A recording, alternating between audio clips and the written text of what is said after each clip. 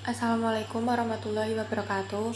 Nama saya Karunia Syifani, NIM 19505-1009. Di sini saya akan memaparkan mengenai pengertian keuangan desa dan asas pengelolaan keuangan desa. Yang pertama, pengertian keuangan desa. Jadi keuangan desa menurut Undang-Undang Desa adalah semua hak dan kewajiban desa yang dapat dinilai dengan uang, serta segala sesuatu berupa uang dan barang yang berhubungan dengan pelaksanaan hak dan kewajiban desa. Hak dan kewajiban desa tersebut menimbulkan pendapatan, belanja, pembiayaan yang perlu diatur dalam pengelolaan keuangan desa yang baik. Menurut Permendagri nomor 20 tahun 2018 menyebutkan, pengelolaan keuangan desa adalah keseluruhan kegiatan yang meliputi perencanaan, pelaksanaan, penatausahaan, pelaporan, dan pertanggungjawaban keuangan desa. Siklus pengelolaan keuangan desa meliputi perencanaan, pelaksanaan, penatausahaan, pelaporan, dan pertanggungjawaban. Pengelolaan keuangan desa dikelola dalam masa 1 tahun anggaran, yakni mulai 1 Januari sampai dengan tanggal 1 Desember. Yang kedua, mengenai asas pengelolaan keuangan desa. Yang pertama ada transparansi.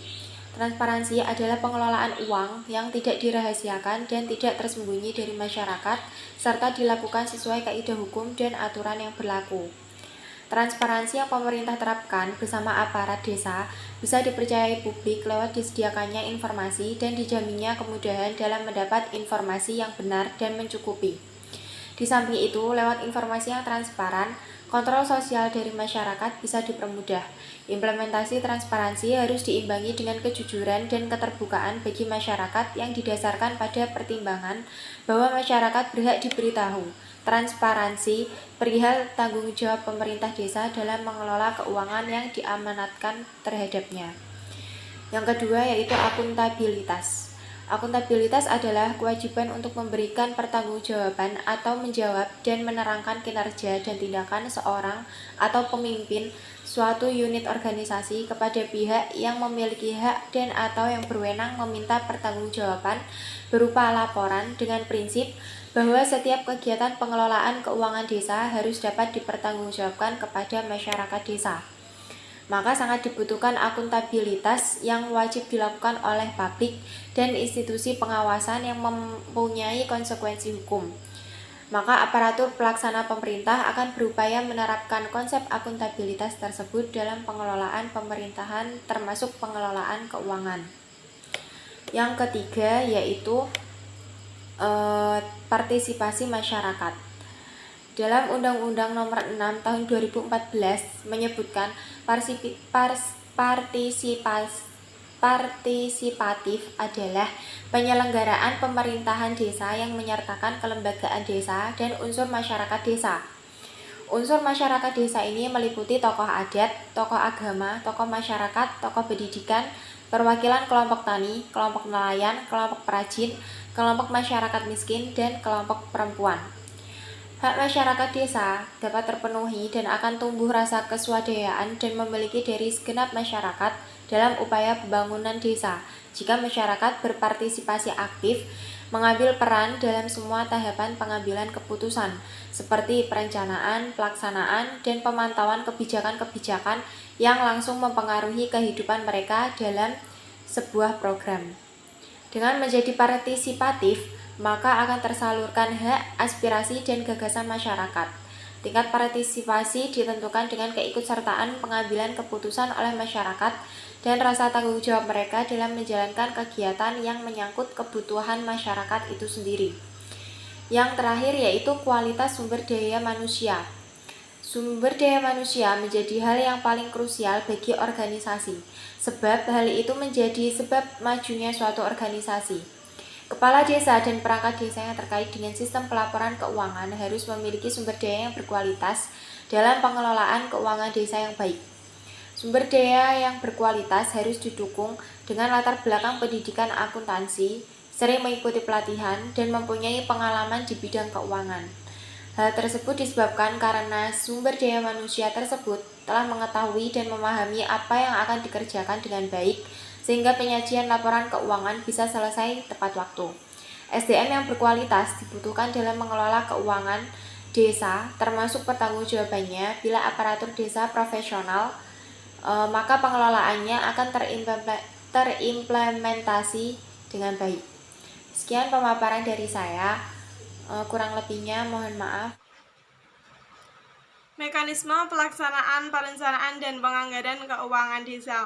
Dalam pelaksanaan keuangan desa, terdapat beberapa prinsip umum yang harus ditaati yang mencakup penerimaan dan pengeluaran.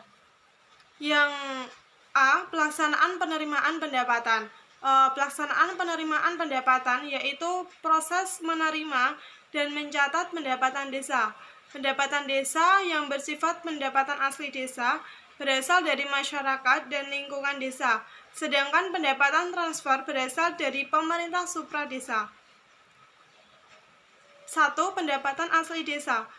Kelompok pendapatan asli desa meliputi hasil usaha, hasil aset, swadaya, partisipasi dan gotong royong, dan lain-lain.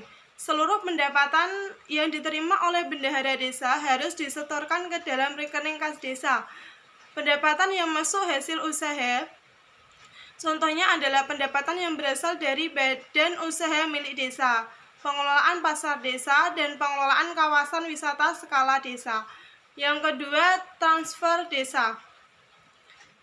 Pendapatan transfer desa sebagaimana telah diuraikan di atas berasal dari pemerintah supra desa yang menyalurkan dana kepada desa sesuai amanat ketentuan yang berlaku atau bantuan keuangan kepada desa.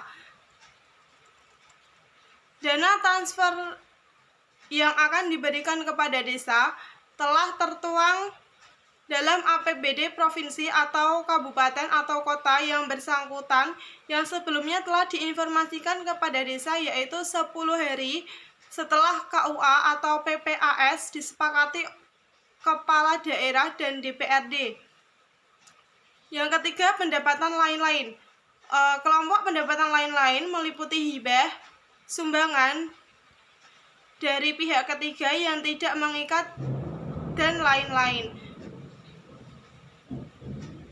Yang B, pelaksanaan pengeluaran atau belanja.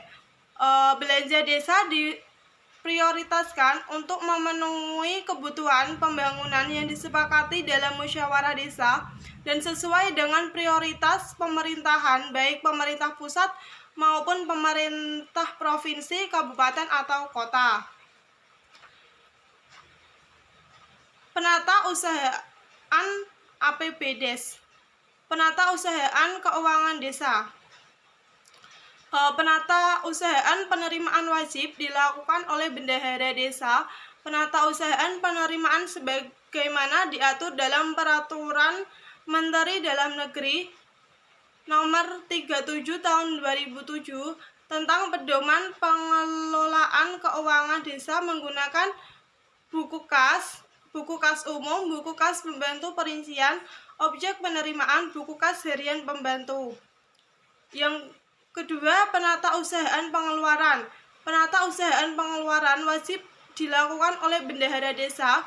Dokumen penata usahaan pengeluaran harus sesuaikan dengan peraturan desa tentang APB desa atau peraturan desa tentang perubahan APB desa melalui pengajuan surat permintaan pembayaran atau SPP. Yang ketiga, pengelolaan ADD merupakan satu kesatuan dengan pengelolaan keuangan desa. ADD berasal dari APBD kabupaten atau kota yang bersumber dari bagian dana perimbangan keuangan pusat dan daerah yang diterima oleh kabupaten atau kota untuk desa paling sedikit 10%. Tujuan ADD adalah yang pertama, menanggulangi kemiskinan dan mengurangi kesenjangan. Yang kedua, meningkatkan perencanaan dan penganggaran pembangunan di tingkat desa dan pemberdayaan masyarakat. Yang ketiga, meningkatkan pembangunan infrastruktur pedesaan.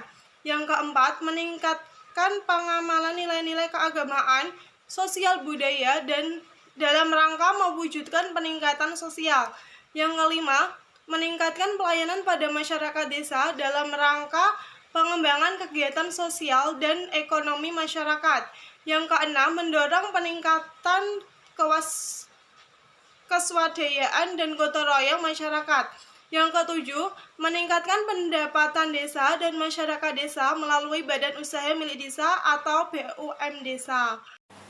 Saya Siti Nur Khalifah, NIM 1950510023 akan menyampaikan materi yang ketiga, yaitu tentang pertanggungjawaban penganggaran keuangan desa. Yang pertama, formulir atau daftar yang dipergunakan antara lain laporan pertanggungjawaban realisasi pelaksanaan APBD desa, peraturan desa, laporan kekayaan milik desa, dan laporan program pemerintah dan pemerintah daerah yang masuk ke desa. Pelaksana atau unit kerja yang terlibat antara lain yang pertama sekretaris desa, yang kedua kepala desa, yang ketiga adalah bupati atau wali kota, yang keempat camat atau sebutan lainnya, dan yang kelima adalah masyarakat. Tahapan kegiatan yang dilakukan dalam pertanggungjawaban penganggaran keuangan desa antara lain yang pertama, Kepala Desa menyampaikan laporan pertanggungjawaban realisasi pelaksanaan APBD desa kepada bupati atau wali kota setiap akhir tahun anggaran. Yang kedua, laporan pertanggungjawaban realisasi pelaksanaan APBD desa terdiri dari pendapatan, belanja, dan pembiayaan. Yang ketiga, laporan pertanggungjawaban realisasi pelaksanaan APBD desa ditetapkan dengan peraturan desa. Yang keempat, peraturan desa tentang laporan penanggung-jawaban realisasi pelaksanaan APBD desa dilampiri dengan beberapa format.